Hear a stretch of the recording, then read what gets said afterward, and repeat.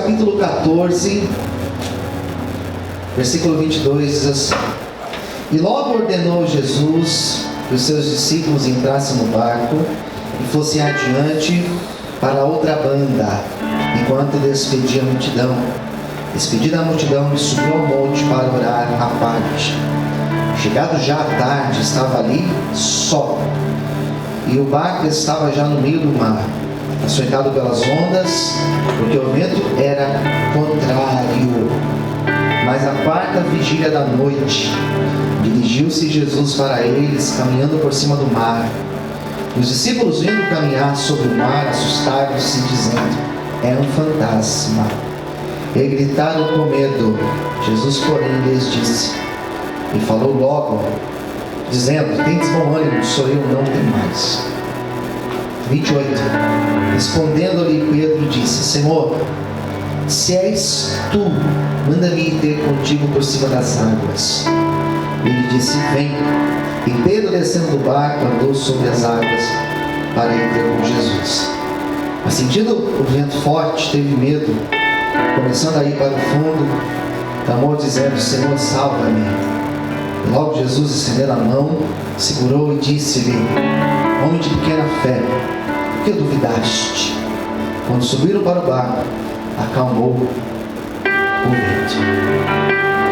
Então aproximaram-se que estavam no barco e o adoraram, dizendo: És verdadeiramente Filho de Deus. Amém? Vamos orar? Revela, Senhor, a Tua palavra aos nossos corações. Nos abençoe. Fala aos nossos corações aquilo que o Senhor tem para as nossas vidas. Nos dê um perfeito entendimento da Tua palavra, Senhor. Em nome de Jesus. Amém. Você pode aplaudir Jesus bem forte? Glória a Deus.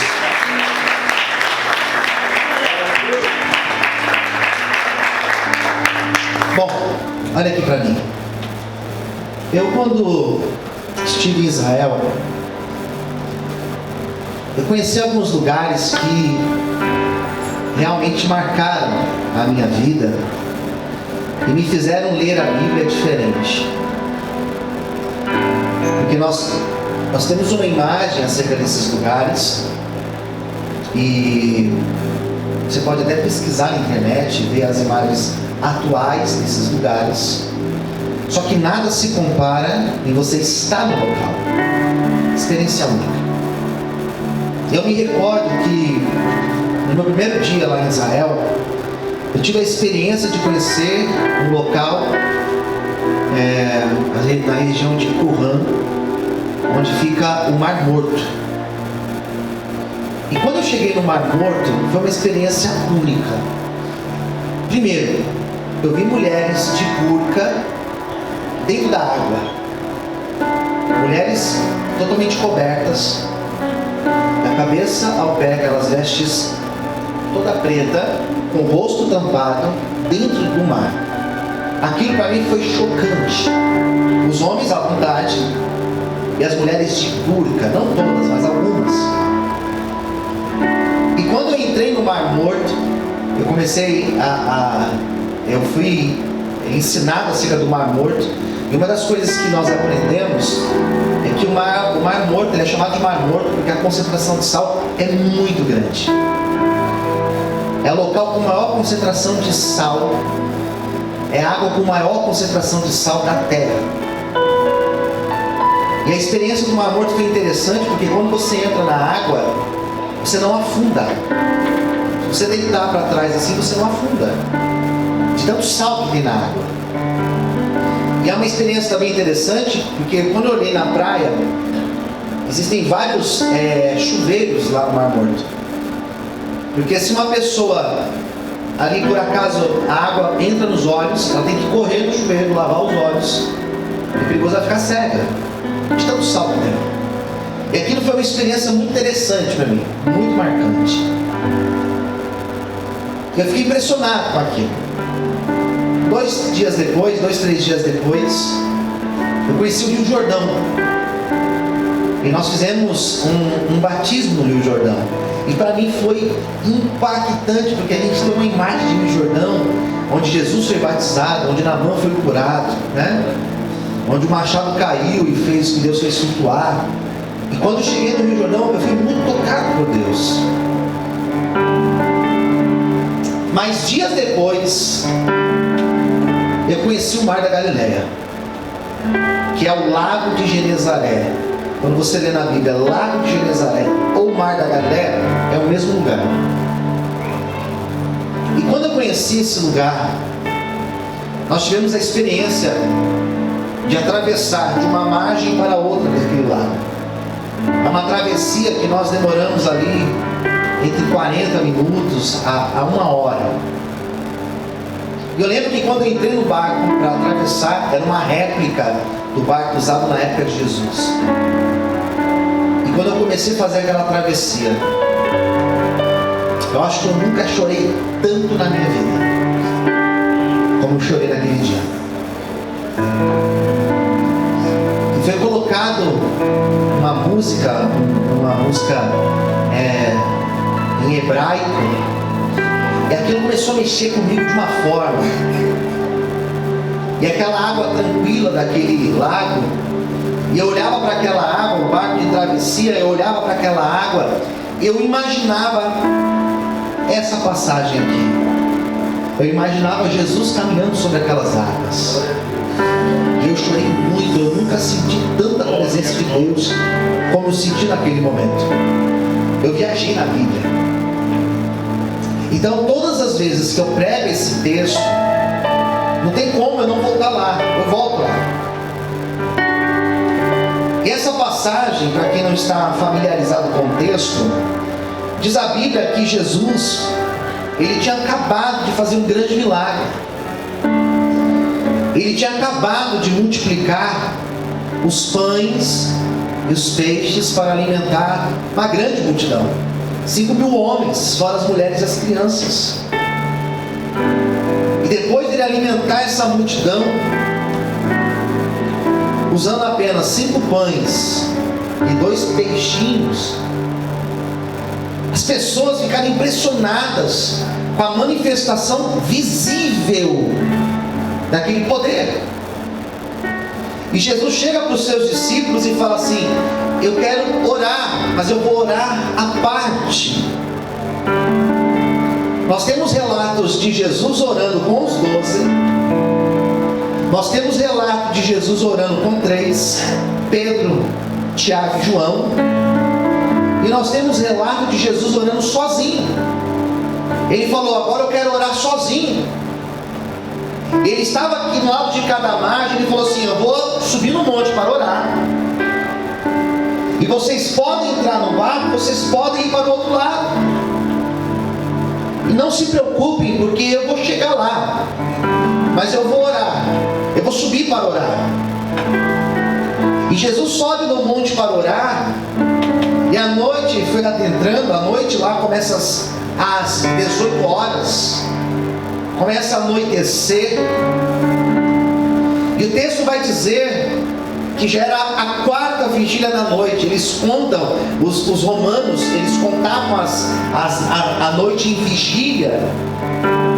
Então eles estavam na 4ª vigília, ou seja, era um horário entre as 3 horas da manhã, às 6 horas da manhã mais ou menos, que foi o horário que Jesus desceu do monte. Os 12 discípulos já estavam atravessando, já estavam no meio da travessia. Alguém fala: pastor, mas por que demoraram tanto para chegar do outro lado? Por que não deu tempo deles chegarem para o outro lado? Mateus, que escreveu esse evangelho, ele colocou a informação que a travessia era uma travessia difícil naquele dia, porque o vento estava contrário. Não sei se você já teve a experiência de ir para lugares que você precisa pegar balsa, como por exemplo Ilhabela. E se o vento estiver muito forte ou contrário, eles param a travessia até normalizar. Fica a dica: quando for para Ilhabela, tome cuidado, pode ficar por lá, né? O vento contrário, então a travessia estava mais difícil.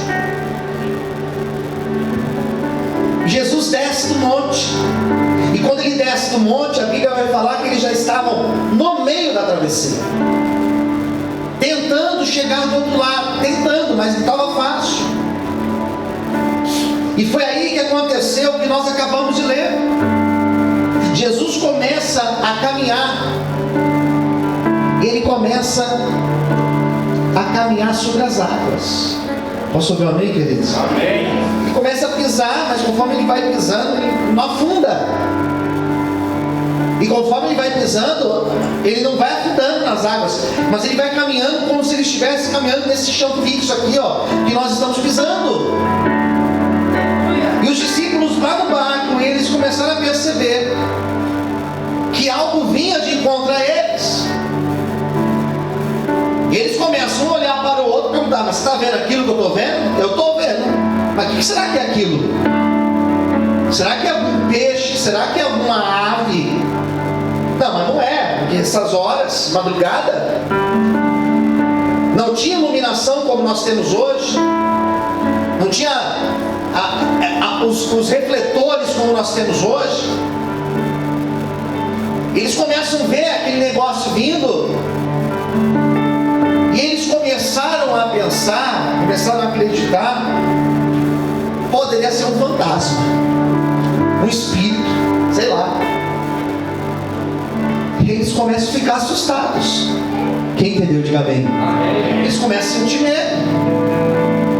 Eles começam a sentir insegurança, porque eles começam a ver aquele negócio, aquele ser vindo, e de forma impressionante, caminhando sobre as águas. Até que foi se aproximando, vento contrário, parece cena de filme de terror.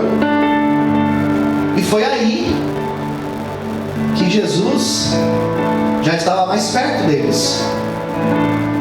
E Jesus estando mais perto deles, Jesus falou com eles: não tenhas medo, sou eu. Sou eu, o Mestre está aqui com vocês. Posso ouvir um amém, queridos? Jesus também não tinha um microfone, uma caixa de som. Jesus não estava usando nenhum aparelho para amplificar a sua voz. Ou seja, ele estava numa distância que, ao gritar, eles puderam ouvir. E eles, ouvindo a voz de Jesus, ainda assim, eles permaneceram com medo. Mas teve um dos discípulos, e esse discípulo, ele sempre teve um destaque, né? Até para a igreja católica, eles consideram Pedro como o primeiro papa da igreja, né? Pedro falou: se é o Senhor mesmo, manda eu me ter contigo caminhando também sobre as águas. Sobre amém, queridos? E Jesus falou: então desce, e pode vir caminhar sobre as águas. E Pedro pula do barco e não afunda. Ele pula do barco e ele começa a caminhar sobre as águas. Eu quero começar essa pregação liberando essa palavra sobre a tua vida. Jesus vai te capacitar, aleluia. Jesus, ele já está te capacitando para que você possa também caminhar sobre as águas, para que você possa também caminhar sobre os teus desafios, para que você possa caminhar e chegar lá do outro lado onde ele quer te levar. O mesmo Jesus que conduziu a Pedro, ele vai te conduzir nesta manhã, e ele te fará andar sobre as águas. Aleluia. Será que você pode dar um glória a Deus e aplaudir o nome do Senhor nessa manhã de hoje? Aleluia. Glória a Deus. Posso ouvir um amém, queridos? Diga para o seu irmão do lado: Jesus, mais alto, diga: Jesus te fará caminhar sobre as águas. Olha para mim. Eu quero nesse mês aqui de outubro falar sobre experiências com Deus. Posso ouvir um amém? Quem esteve aqui semana passada, eu ministrei semana passada o seguinte tema: por que Deus permite os desertos. Foi o que eu preguei semana passada. A minha pregação de hoje, ela tem um outro tema, que é o seguinte: por que Deus permite os nossos fracassos? Vamos perguntar isso? Pergunte para alguém: por que Deus permite os nossos fracassos? Meu Deus. Não, pastor, falar de fracasso não, mas mas eu preciso falar sobre isso hoje. Porque Pedro, olha aqui, Pedro desceu do barco. Pedro deu passo sobre as águas. Pedro não desceu do barco que afundou e Jesus estendeu a mão. Pedro desceu e caminhou. Pedro desceu, vamos supor que ele pulou e ele foi andando, ele foi caminhando sobre as águas. Ele caminhou alguns metros. Eu acho que não foram muitos, mas ele caminhou alguns metros. Ele teve a experiência de pisar na água e não afundar. Quem entendeu, diga amém. Ele começa então a caminhar sobre as águas. Mas aqui começa uma outra virada no texto, porque ele começa a perceber o vento que estava forte. Não é que o vento levantou, o vento já estava forte, só que agora aquele vento mexeu com ele. Tem coisas que nós passamos, lutas que nós passamos, e você vai levando, mas chega uma hora, parece que esse negócio ele se torna uma coisa insuportável. É aquela gota para encher o balde, o copo. E ele começa então a caminhar, mas quando ele foi chegando mais perto de Jesus, ele começa a afundar. Ele começa a afundar, queridos. Ele estava no meio da travessia, muitos metros de profundidade. Ele morreria ali. E quando ele começa a afundar, a água começa a subir para o seu joelho, para a sua cintura, e ele começa a perceber que ele vai afundar, que ele poderia morrer ali, porque ele já não estava pertinho do barco, ele já não estava tão perto do barco, ele não tinha como ele voltar. E ele começa a perceber o fracasso. E eu peguei essa passagem e eu tirei lições para partilhar com vocês essa manhã. E a primeira lição que Jesus ensinou para Pedro, para os discípulos que estavam no barco vendo, está ensinando para mim e para você, é que a vida é um constante caminhar sobre as águas. A vida é um caminhar sobre as águas. Posso ouvir um amém, queridos? A vida não é um piso estável. A vida não é um piso estável. A Bíblia, a vida, ela não é flat. Sabe o que é flat?